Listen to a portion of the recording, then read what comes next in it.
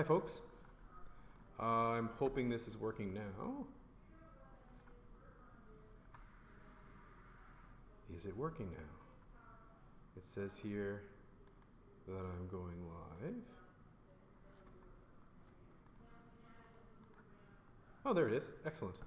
Okay, so you know what's funny, because one of the things that I read just earlier today is that one of the things that you should be doing if you're moving online and you're starting to teach in that way is to be patient at the start of these things, because a lot of people who are coming into this space are going to be doing it for the first time. They're not going to be able to understand necessarily what they're supposed to be doing, and that patience is really necessary.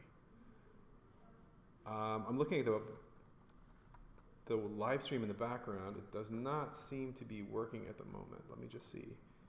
If I get some feedback from somebody in the Twitter chat or something, that'd be fantastic, just to see that the audio is coming through properly. This is OBS Studio. I mentioned that, I think, before it actually went on live, but it's a new piece of software that allows you to it's open software. You can broadcast anything from your desktop out to the internet. So I think there's some interesting possibilities from it from a technical perspective. Okay, I'm going to go ahead and start, and then I'll see how I can cut up this video later, and we'll see if we can get it posted up. Those of you who are watching and those of you who have tuned in, I do appreciate it. And for those of you who are watching the recording, hopefully this part will be cut out. Hello and welcome. This is episode 2 of Online Learning in a Hurry. This series of broadcasts are really about trying to have short snippets of conversation to try to share some of the wisdom that's being shared around the internet right now, but in small, manageable pieces that people can use and sort of drop in for 5 minutes. Not too much that you can't absorb in one shot, but then move on to the next piece or pick one part that happens to be particularly relevant for you. All this stuff is going to be at oliah.ca. That's oliah.ca.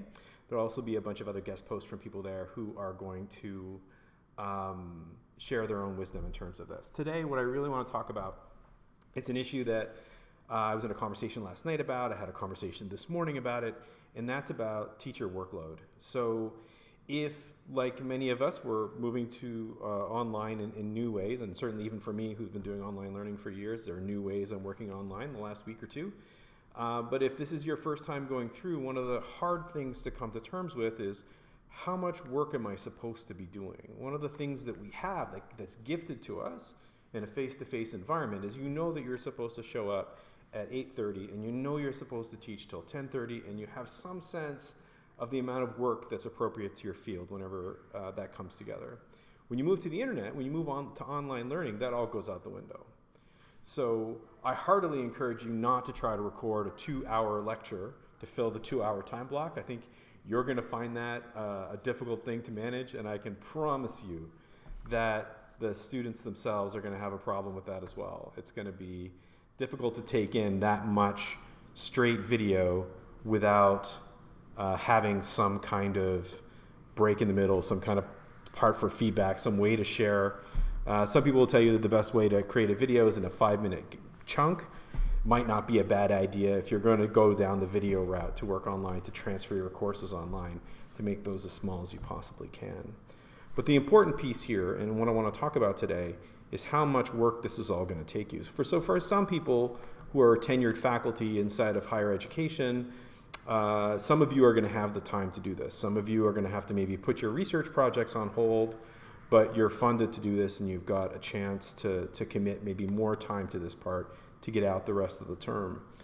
If you're an adjunct, or you're a grad student, or you're somebody who's being put in a position where you're being asked to do something that you've never done before, and you also don't have that skill set, I guess the first message that I have for you is, you can only do so much, and you can only learn so much of this in a period of time. And I think faculty caring for the teacher is as important part of this process as anything. So as we communicate with our students, as we interact with them as part of this new educational landscape that's developing, our approach, our tone, the ways in which we help people stay calm, stay focused, and get to the work that we need to do is going to have a huge impact on how everybody feels about this. And we're not going to be able to project that sense of calm if we're not treating ourselves in a way that's fair and equitable. So, you're not going to get all of the content today into the internet and into people's brains in a way that's going to be exactly the same as your face-to-face environment. When we talk about learning in an online space, there's an expression called the asynchronous course hour. So how do we actually think about the amount of time that we need to spend with students, the fair amount of time, that 3 hours a week that fills up your coursework? What does it look like on the internet? There isn't really an answer to that question. And if you're feeling like you're not sure how much work you're supposed to be doing and how much work the students are supposed to be doing, you're in good company. And I think it's okay to feel that way, and it's the normal response. It means you're actually understanding. There isn't an agreement in the field of online learning of how much work you're supposed to do inside of a course. The general guideline that people have is try to get students to do about the same amount of work as they would do in a face-to-face classroom. That may not be something that makes you feel any better, but it is okay. And I think it's important for people to understand that there isn't a secret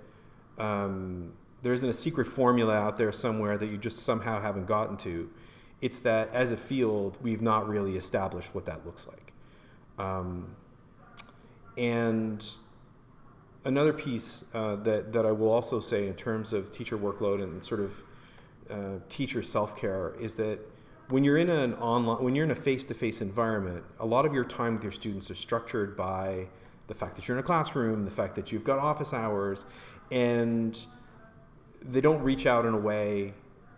When you work online, students tend to reach out in a very different kind of way. So it's an expectation, or sort of it's not really an expectation, but what tends to play out is way more student-teacher interaction. And on the face of it, that's fantastic. Isn't it great that we're getting back to our students?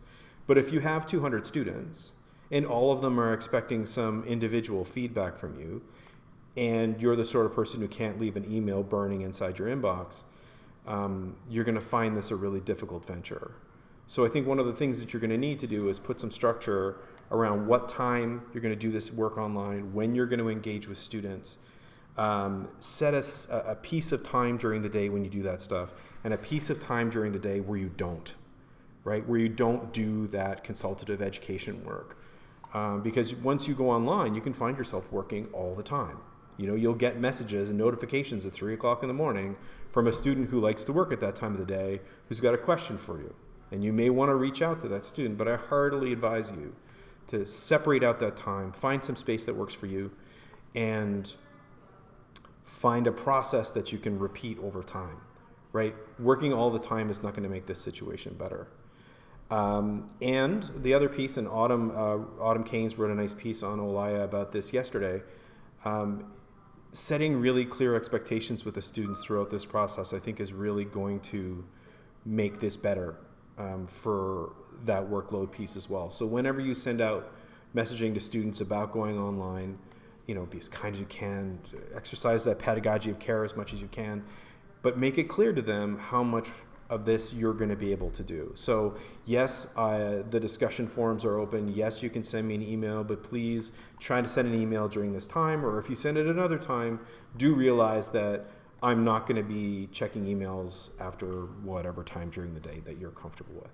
But set those expectations for people in the kind sort of, but just negotiate that social contract between you and your students as much as you can. I think that's going to make the experience a lot easier for you to manage. I think in terms of setting those expectations, it's the same with your colleagues, and I think it's the same with the people who are asking you to make these changes, is that there's only so much that we can do in a short period of time.